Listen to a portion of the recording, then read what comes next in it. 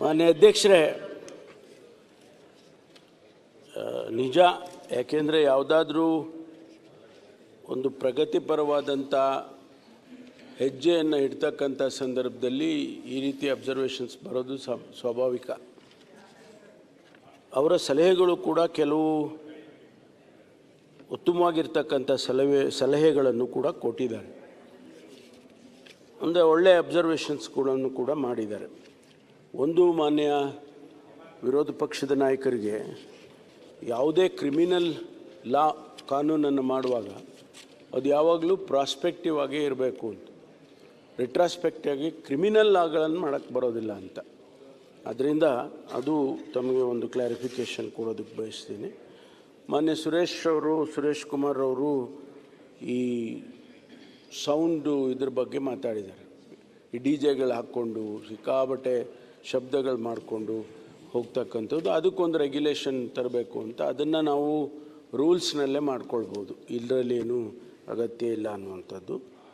ಈಗೇನು 10 ದಿವಸ ಅಂತ ಹೇಳಿದ್ದೀವಿ, ಅದನ್ನು ಒಂದು 5 ದಿವಸಕ್ಕೆ ರೆಡ್ಯೂಸ್ ಮಾಡ್ತಕ್ಕಂಥದ್ದನ್ನು ಮಾಡ್ತೇವೆ. ಏಕೆಂದರೆ 10 ದಿವಸ ಅಂದರೆ ಸ್ವಲ್ಪ ಹೆಚ್ಚಾಗುತ್ತೆ ಅಂತ ಅನ್ನುವಂಥದ್ದು ಪ್ರಸ್ತಾಪ ಮಾಡಿದ್ದಾರೆ ಕೆಲವರು. ಅದನ್ನು 5 ದಿವಸಕ್ಕೆ ಸಡಿಲ ಮಾಡ್ತಕ್ಕಂಥ ಕೆಲಸ ಮಾಡ್ಬೋದು. ಮತ್ತು ಧಾರ್ಮಿಕ ಕಾರ್ಯಕ್ರಮಗಳು, ಈ ಜಾತ್ರೆ, ಹಬ್ಬಗಳು, ಈ ಹಬ್ಬಗಳದ್ದೆಲ್ಲ ಏನು ಬರೋದಿಲ್ಲ ಇದರಲ್ಲಿ. ನಾನು ಇಲ್ಲಿ ಹೇಳಿದ್ದೇವೆ ನೋಡಿ,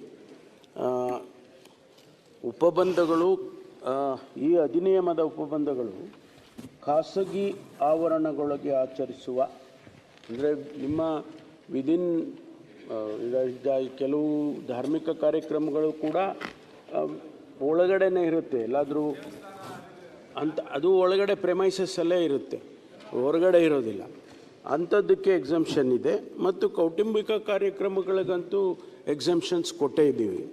ಹಾಗಾಗಿ ಮತ್ತು ಮದುವೆ ಕಾರ್ಯಕ್ರಮಗಳು, ನೀವು ಹೇಳಿದ್ರಿ ಮದುವೆನಲ್ಲಿ ಆಗುವಂಥ ಪಾರ್ಟಿಗಳು, ಆ ಥರ ಎಲ್ಲ, ಅದೆಲ್ಲ ಎಕ್ಸಂಪ್ಷನ್ಸ್ ಇದೆ ಇದರಲ್ಲಿ.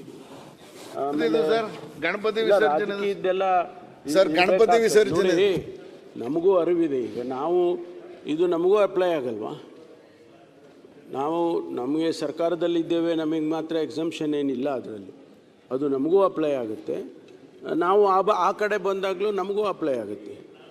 ನಿಮಗಷ್ಟೇ ಆಗುತ್ತೆ ಅಂತ ದಯಮಾಡಿ ತಿಳ್ಕೊಬೇಡಿ, ಇದು ನಮಗೂ ಅಪ್ಲೈ ಆಗುತ್ತೆ. ಅದರಿಂದ ಈ ಕಾನೂನನ್ನು ಮಾಡ್ತಕ್ಕಂಥದ್ದು ಎಲ್ಲರಿಗೂ ಕೂಡ ಆಗುತ್ತೆ, ಅನ್ವಯ ಆಗುತ್ತೆ ಅನ್ನೋದನ್ನು ತಿಳ್ಕೊಂಡೇ ನಾನು ಇದನ್ನು ಮಾಡ್ತಾಯಿದ್ದೀವಿ. ಈ ಧಾರ್ಮಿಕ ಕಾರ್ಯಕ್ರಮಗಳಿಗೆ, ಜಾತ್ರೆಗಳಿಗೆ ಏನು ನಾವು 1 ಕೋಟಿ ರೂಪಾಯಿ ಮೌಲ್ಯದ ಇಂಡೆಮ್ನಿಟಿ ಬಾಂಡ್ ಇಟ್ಟಿದ್ದೇವೆ, ಅದನ್ನು ಅರ್ಧ ಮಾಡ್ತಕ್ಕಂಥದ್ದನ್ನು ಮಾಡ್ತೀವಿ ಅಂತ ಹೇಳಿ.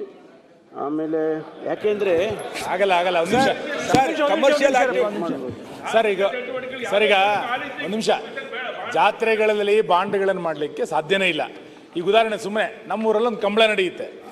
ನೀವು ಕಂಬಳದಲ್ಲಿ ಏನು ಇನ್ವಿಟೇಷನ್ ಕೊಡಲ ಅಂದ್ರೂ 50,000 ಜನ ಸೇರ್ತಾರೆ.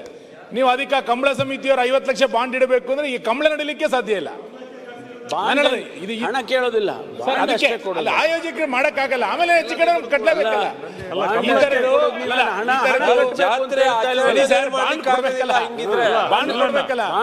ಹೀಗಾಗಿ ಜಾತ್ರೆಗಳು, ದೇವಸ್ಥಾನಗಳ ಆಡಳಿತ ಮಂಡಳಿಯವರಿಗೆ ಕಷ್ಟ ಸಾಧ್ಯ.